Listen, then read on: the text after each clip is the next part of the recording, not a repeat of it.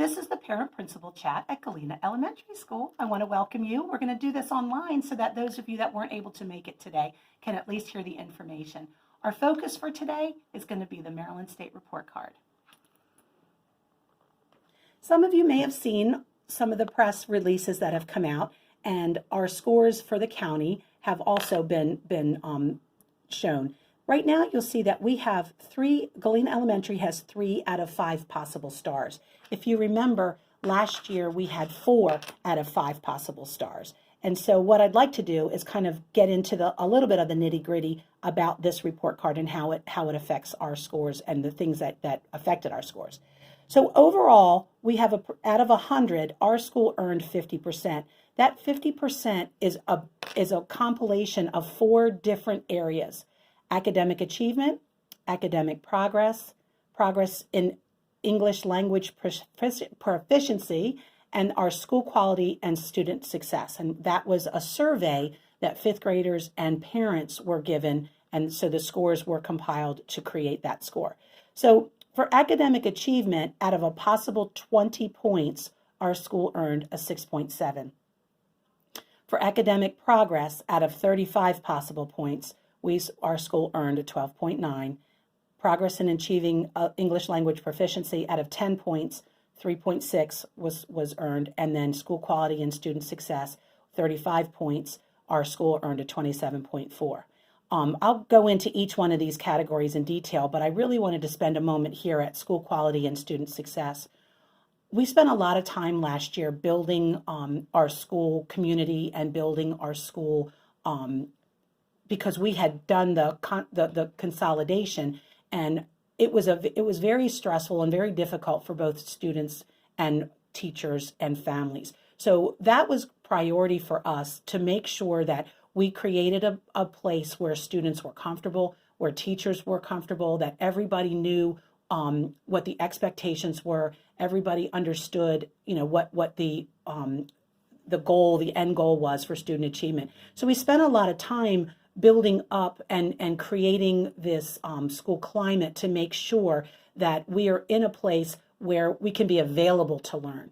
So that's why I'm really pleased with the score here, because I feel very strongly that if your house is not in order, you can't make the progress that you want to make. So this is a huge step, and so I feel really good about that. But let's go through each one of the other 3 categories in some detail.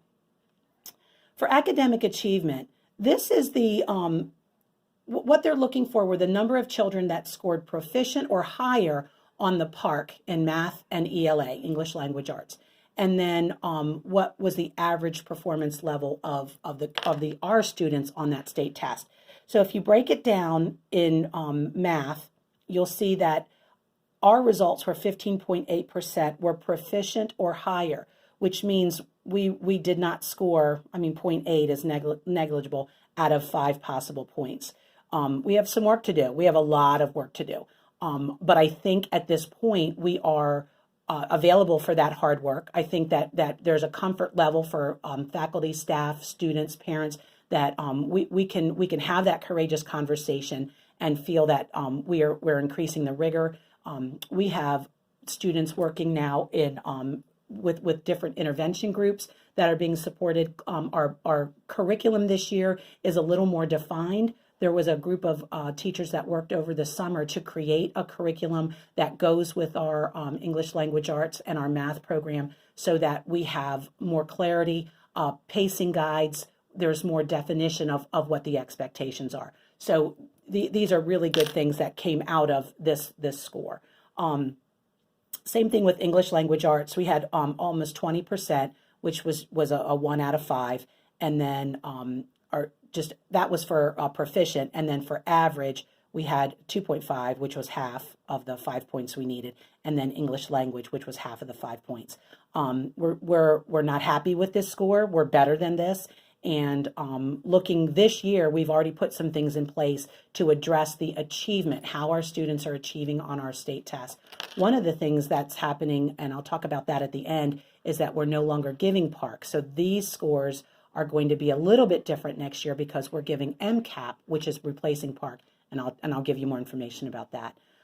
academic progress is looking at how students grew from one year to the next. So this is over time. So we're looking at apples and apples instead of apples to oranges, because historically we look at all third grade scores for 2018, and then we're looking at all third grade scores for 2019, but those are not the same children. So we're looking at the growth from one year to the next, and we're looking at whether or not we're providing our children a well-rounded curriculum. And really, a well-rounded curriculum in elementary school just means all children are getting reading, English language arts, math, writing, social studies, science, and health for fifth grade only, even though we do teach health in other grades.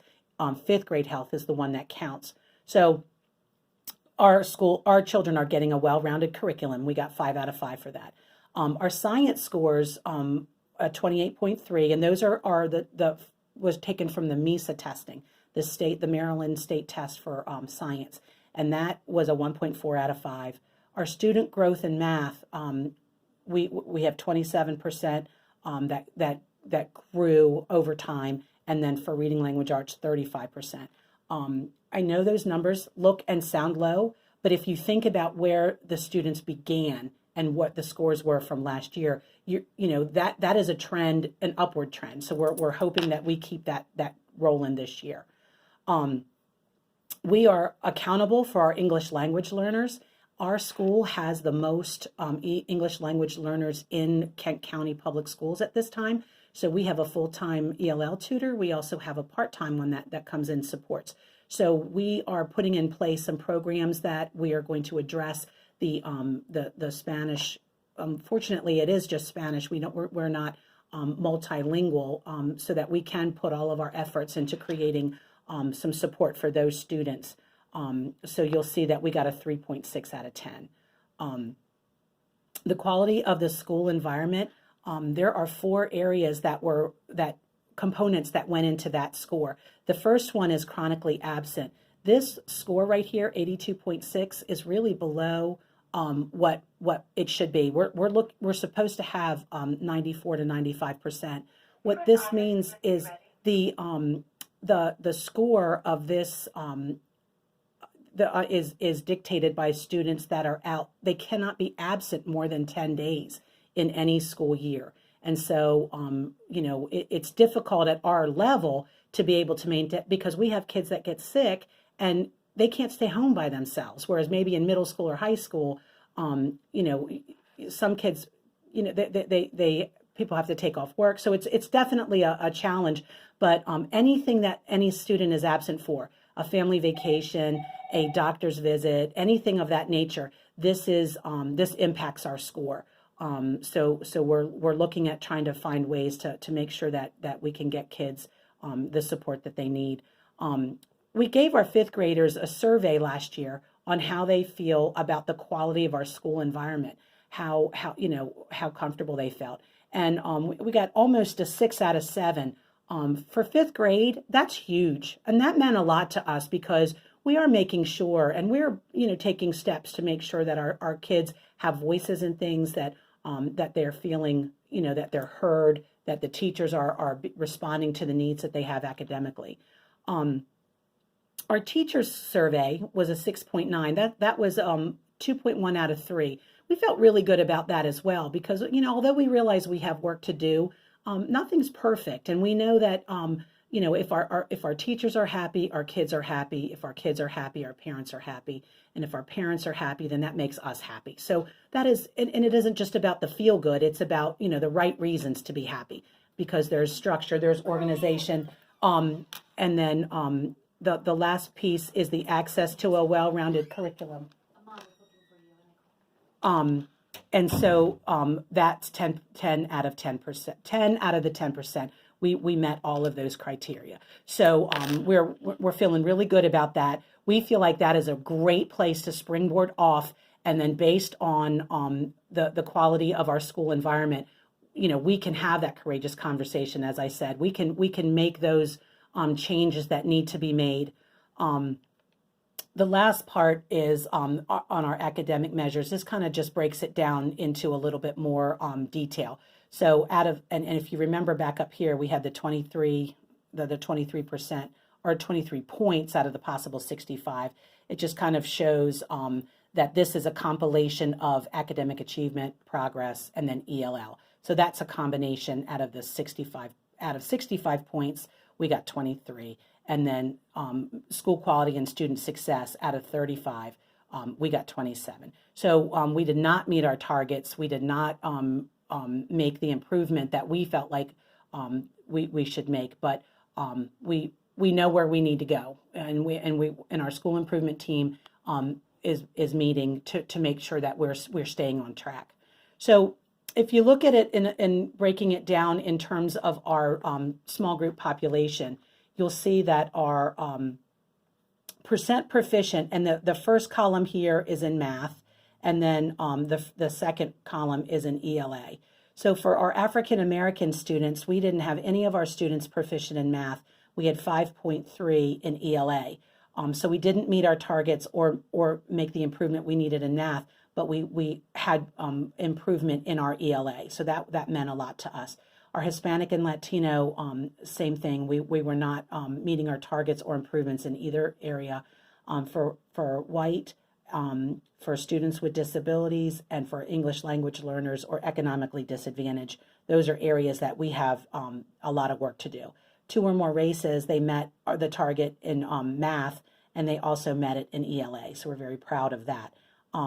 Meeting our improvement in our special ed population for the ELA was very significant to us, because that's a very, very difficult population to move in terms of making the required adjustments for accommodations and modifications. So what it just means is that our 3 stars tells us that our school was between 45 and 60%. So we were 50%. So if you go back up here and look at 50%, we can, in our work this year, we can add more points, 10 points to academic achievement, academic progress. Those are the 2 areas that we're focusing heavily in on, especially the academic achievement area. We add 10 points to that, and then we're back up into our 4 stars, and our percentile rank goes up. So it's not too late. We still have a lot of time left. We are definitely moving in the right direction, but we have a lot of work to do. So that being said, one of the changes that are happening with our performance assessments are for Park. We're no longer going to be giving Park. The Park assessment is based on a consortium of school districts across the country that have come together to create this assessment that says this meets the ESSA requirements, the Every Student Succeeds Act that Obama had put in place for monitoring and holding schools and districts accountable for their scores. So Maryland has decided that the Park consortium was too restrictive. It had too many caveats. There was too many things tied to it in terms of money. So Maryland this year has taken Maryland educators out of the classroom over the summer and in evenings and weekend, and has done work to create the MCAP, which is the Maryland Comprehensive Assessment Program. And so our students in the state of Maryland will be taking the MCAP, which is truly based on the Maryland Common Core State Standards, which we have been teaching towards. So the Park assessment is assessing all states across the country based on whatever program they have decided. And so Maryland has decided, we're not assessing what we're teaching really. It's all based on the Common Core standards, but Maryland has been able to take the Common Core standards and create the Maryland Common Core standards, which is appropriate for us. So Maryland educators, Maryland leaders, Maryland administrators have come together and created the Maryland State Assessment for Reading and Math.